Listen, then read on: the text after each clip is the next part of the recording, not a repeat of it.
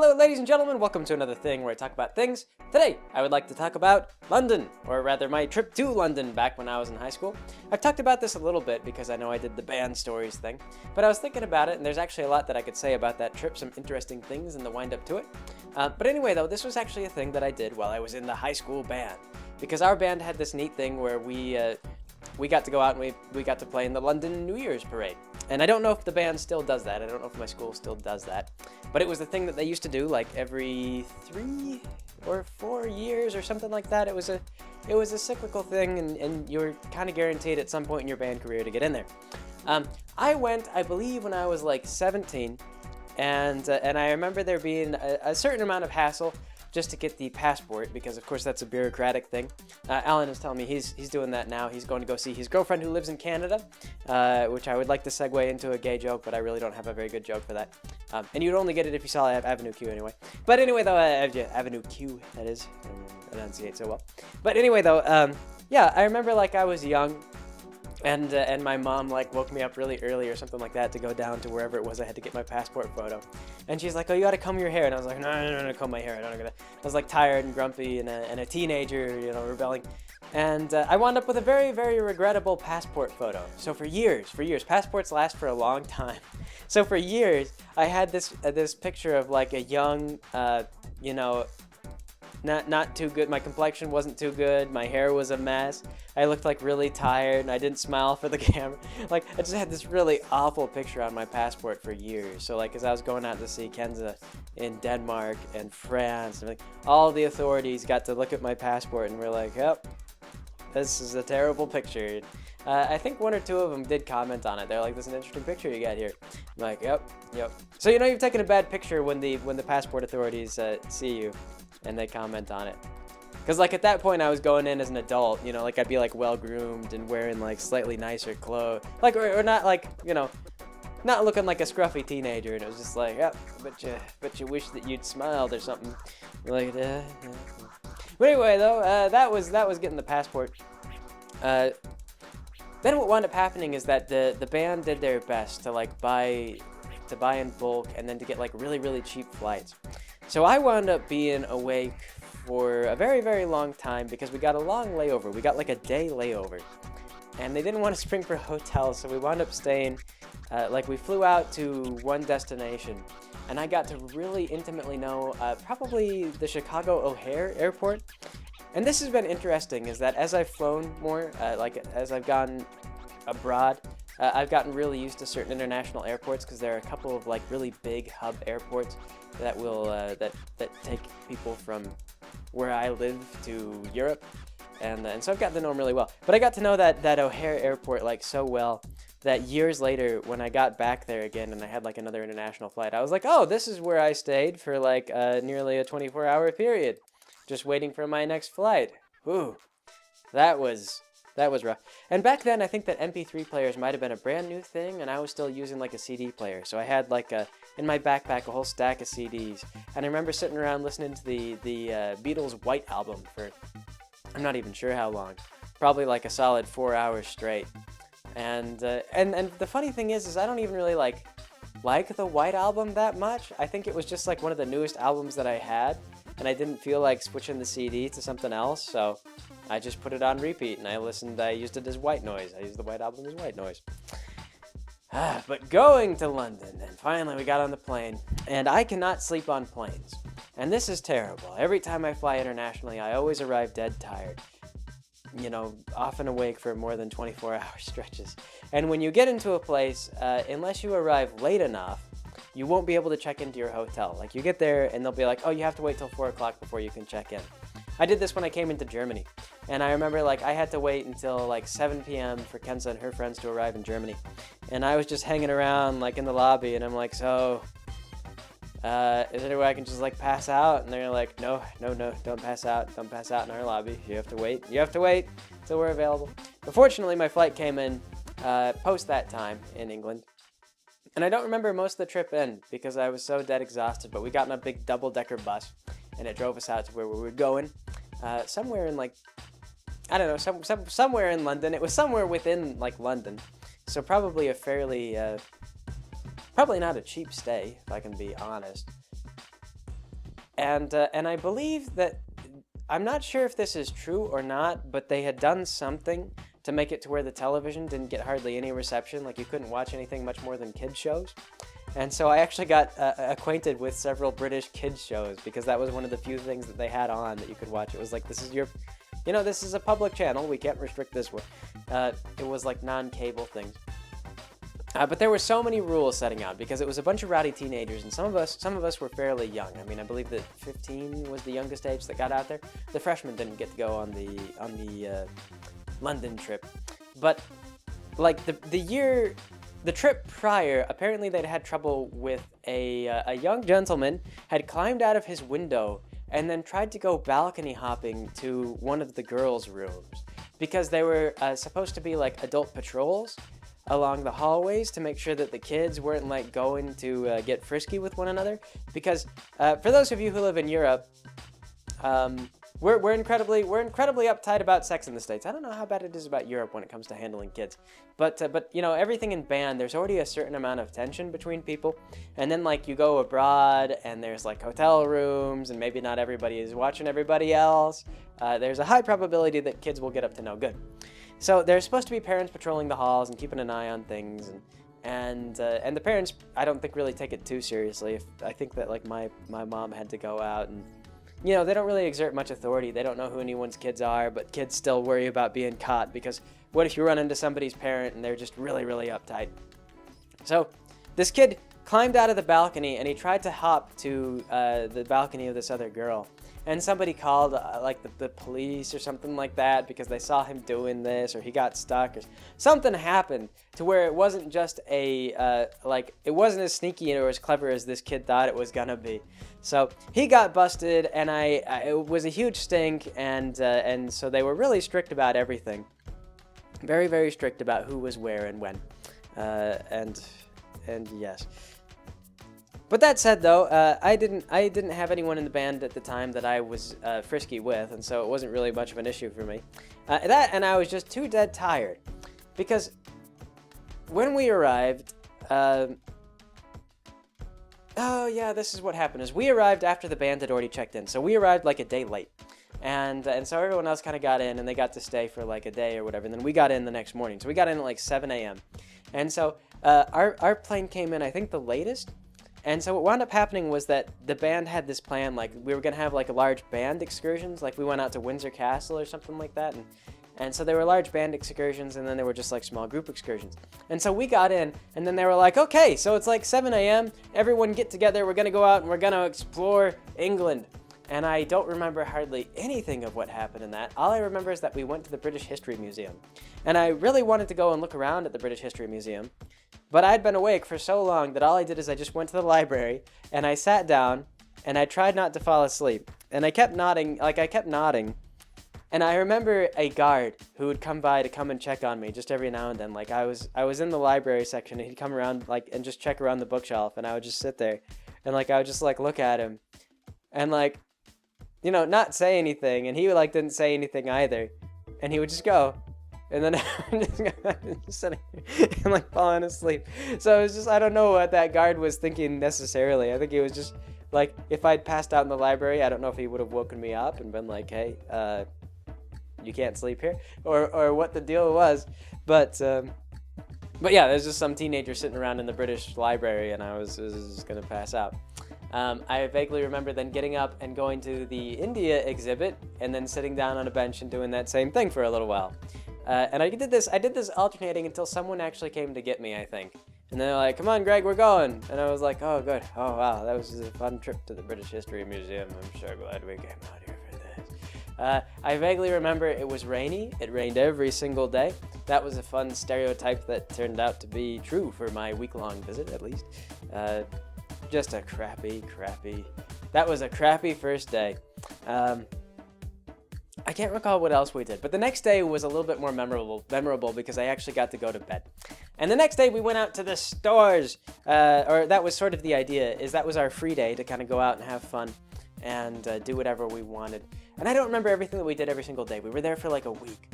But we had our free day when we just got to go out, and a lot of the groups that were mainly girls went out and they went shopping, and I believe that it was my good friend and I were there, and our group leaders were like his mom and my mom, and they wanted to go shopping, but we kind of wanted to go like see landmarks and things like that. And so we sort of struck a compromise where we went down to downtown London, and we kind of like poked around the stalls, and then also went and we saw a bunch of like old churches, and so we got a little bit of mix of both. It was actually pretty good. There's a lot of street entertainers down in London, as you might imagine, and my friend hadn't quite internalized the idea that at that time the British pound was worth twice as much money as a dollar. And he saw a street performer that he really liked. What he did is he juggled knives, and he ate an apple while he was juggling the knives, and he'd like ride a unicycle.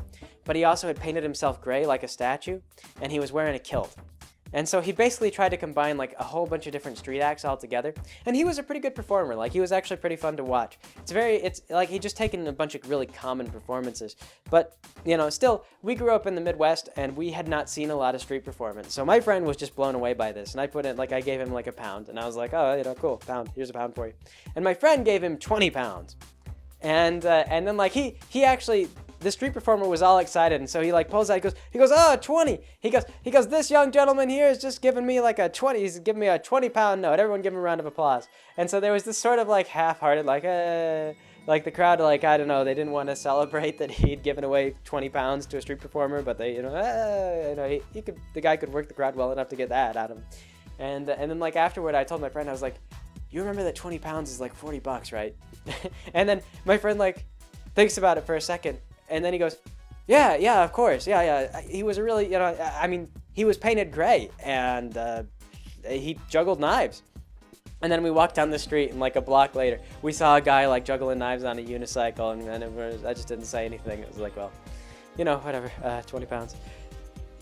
Goodbye money. Yeah. But that was that day. We got to experience the joy of British food, and it was actually kind of lousy in some of the places that we went to. They had some street vendors that were decent. We actually went to a pub that had really good food. That was pleasing. Not all British food is terrible, of course, but it was kind of funny. Like, some of the food that we tried, we were like, wow, this is astonishingly bland. And so you get those little tastes where every now and then, like, you see where the stereotypes come from.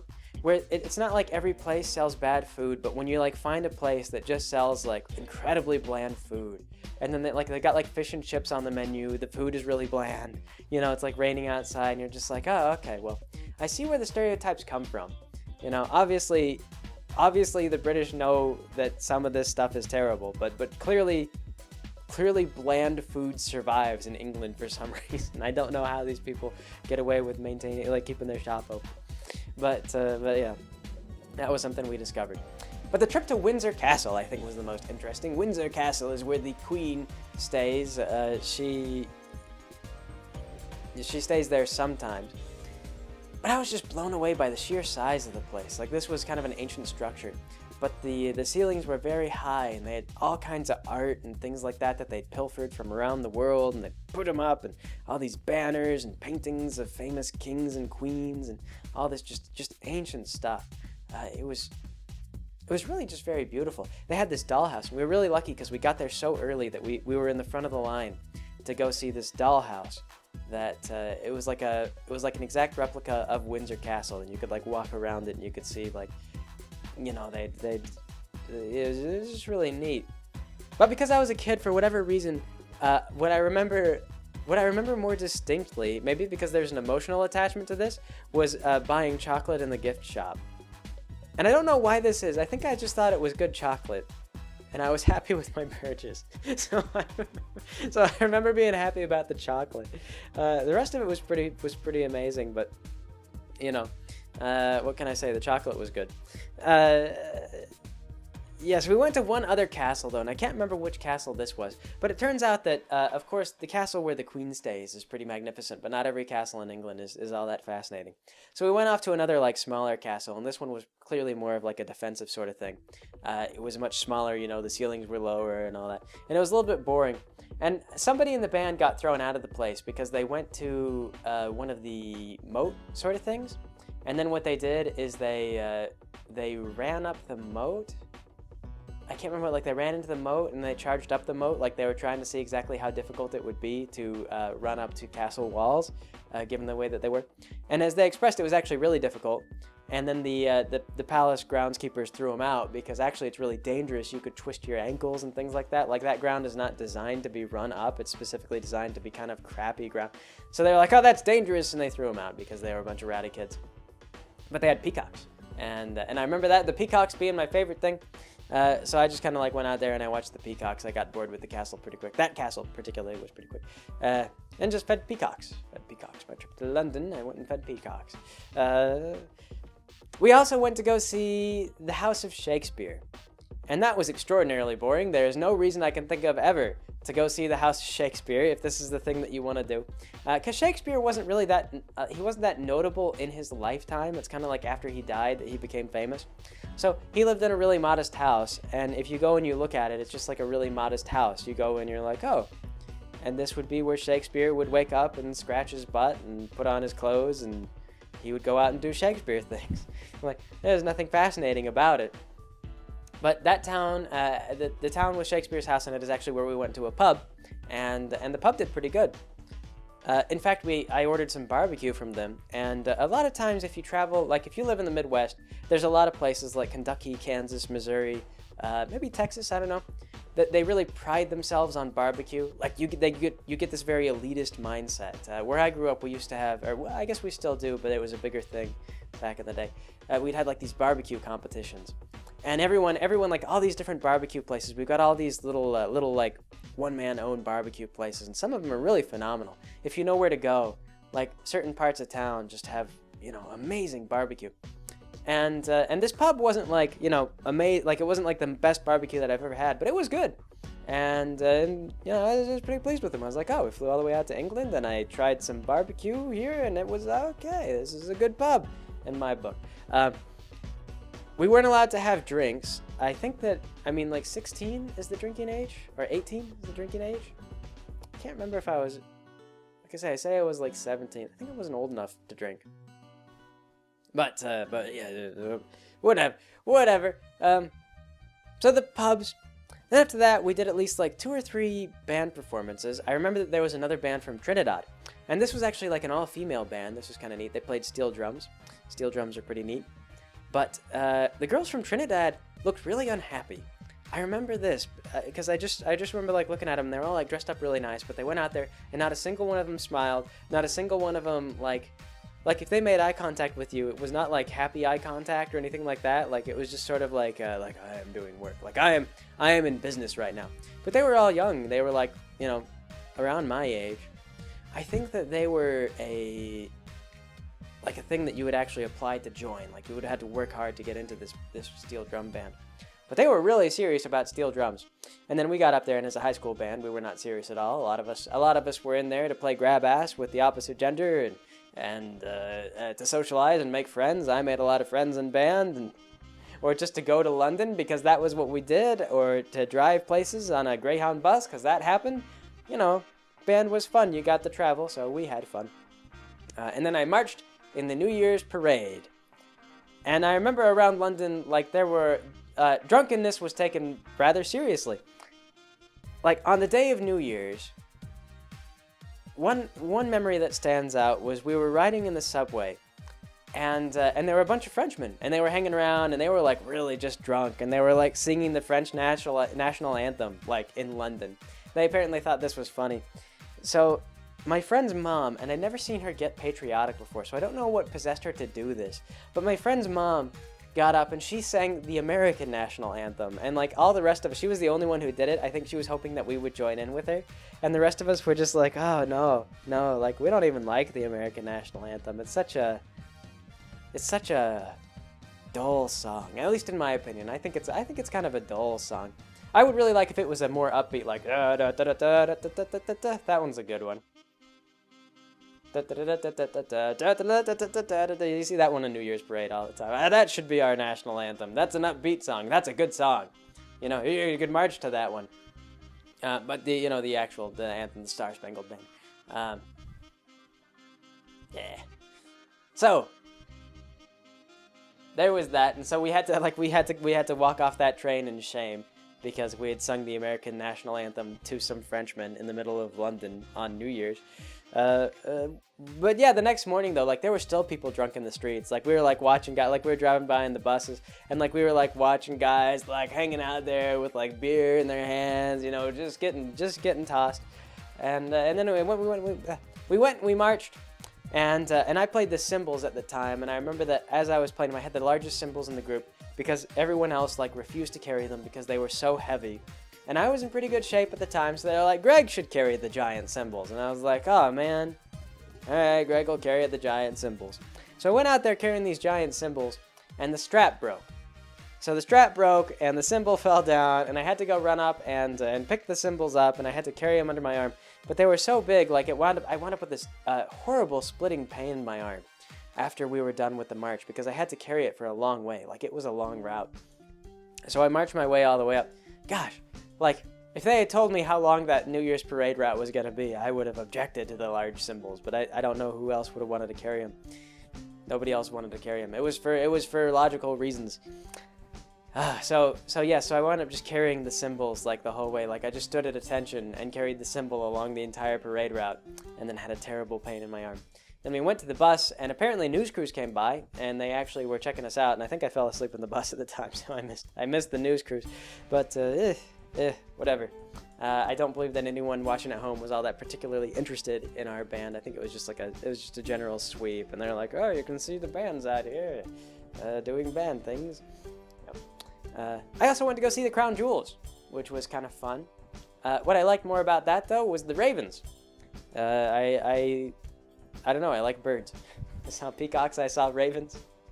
This is kind of the thing. It's been so long since that trip. I just remember the things that brought me joy in the most like sort of primal kind of way. Like I said, chocolate, birds,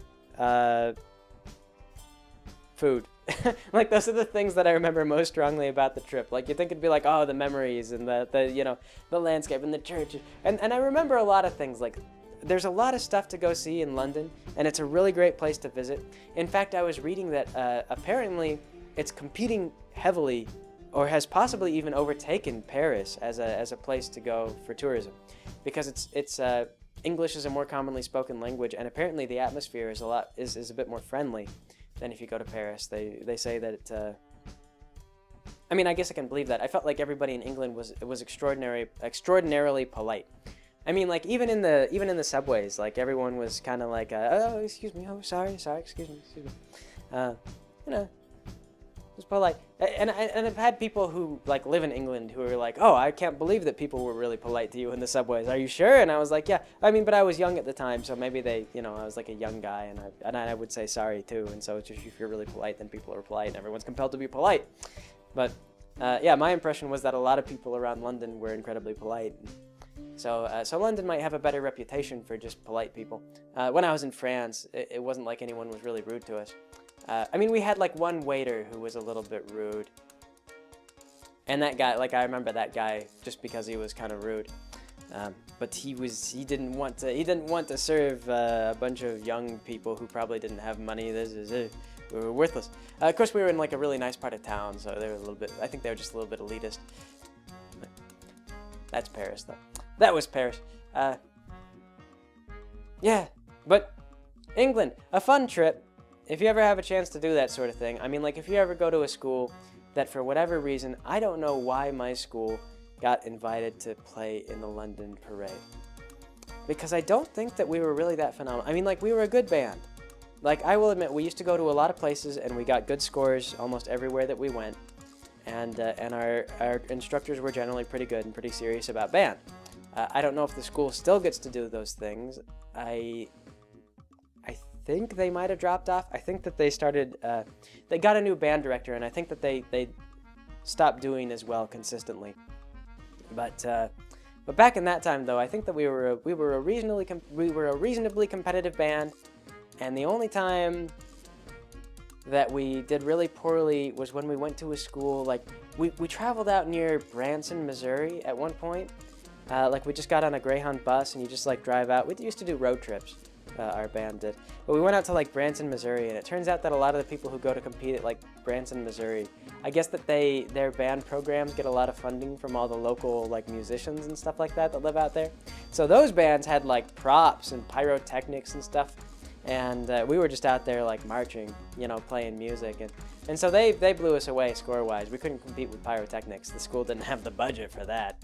So, yeah. But anyway, though, that's what I remember of London. I would really like to go back again. I'd like to go back again and see some of those sites. I want to go back to the History Museum when I am conscious. That would be great, when I could remember what I actually saw there, and not just remember that I fell asleep in front of like a statue of Shiva. Because that's all I can really remember that trip. I remember the library and I remember the statue of Shiva, but that's because I was sitting there staring at the statue of Shiva for like, I don't even know how long. Yeah. But anyway, though, I suppose that'll be it for today. Thanks for joining me, everybody. I will catch you all next time.